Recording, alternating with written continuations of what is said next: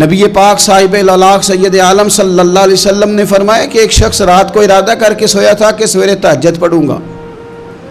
ایک تو وہ ہے جس کا ارادہ ہی کوئی نہیں، فجر پڑھنے کا بھی ارادہ ہی نہیں، سرے سے پروگرام ہی نہیں۔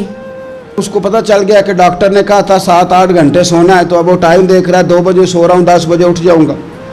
اس کی بیچ میں نیند ہے، صحت ہے، ڈاکٹر کی تنبیہ ہے، پر فجر تو شامل ہی نہیں۔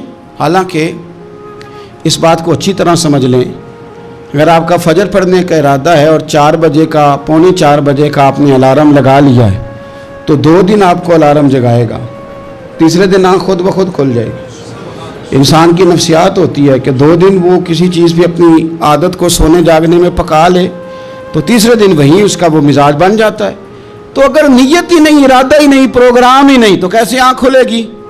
بلکہ پھر تو یہ ہوتا ہے کہ کئی دفعہ آنکھ کھل بھی جاتی ہے، بندے اٹھ بھی جاتے ہیں پر اٹھتے ہی نہیں، نماز کا وضو ہی نہیں کرتے، آگے بڑھتے ہی نہیں، ہمت ہی نہیں کرتے۔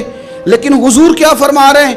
کریم محبوب علیہ السلام فرمانے لگے جس کا تہجد پڑھنے کا ارادہ تھا لیکن نیند غالب آ گئی، اٹھ نہیں سکا۔ حضور فرماتے ہیں نیند تو اب اس نے پوری کر ہی لی ہے نا، پر ارادہ تھا تہجد پڑھنے کا۔ تو محبوب فرماتے ہیں نیند رب کی طرف سے صدقہ ہو گئی اور تہجد کا بھی اللہ نے ثواب عطا فرما دیا۔ ارادے صاف کرے، پکے کرے، نیتیں کھری رکھے، نیت صاف رکھے، اخلاص پیدا کرے، تو پھر تو گھر میں بیٹھے بیٹھے بڑی نیکیوں کا ثواب ملتا ہے۔ پھر تو اپنے گھر کے اندر موجود رہنے پر بھی اسے بڑے بڑے لمبے سفروں کا ثواب ملتا ہے۔ حضرت انس بن مالک رضی اللہ تعالیٰ عنہ فرماتے ہیں ہم تبوک سے واپس آ رہے تھے تو نبی پاک علیہ السلام نے فرمایا ہمارے کچھ بھائی ہیں بھائی جو بیٹھے مدینے میں ہیں، پر ہم نے جو گھاٹی بھی طے کی، جو سفر بھی طے کیا، وہ ہمارے ساتھ ہی تھے۔ بیٹھے کہاں ہیں؟ مدینے میں، پر ہم نے جتنا سفر طے کیا وہ ساتھ ہی تھے۔ حضرت انس بن مالک کہتے ہیں ہمارے تو کان کھڑے ہو گئے کہ بیٹھے بھی گھر ہیں اور ہمارے ساتھ ہیں۔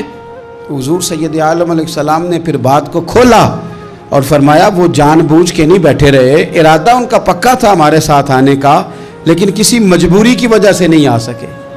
کوئی بیماری نے آ لیا تو نہیں آ سکے، چونکہ وہ مجبوری کی وجہ سے نہیں آ سکے، آ نہیں سکے، لیکن رب کریم نے ہم جس سفر سے گزرے ہیں اس کا اجر انہیں عطا فرمایا ہے۔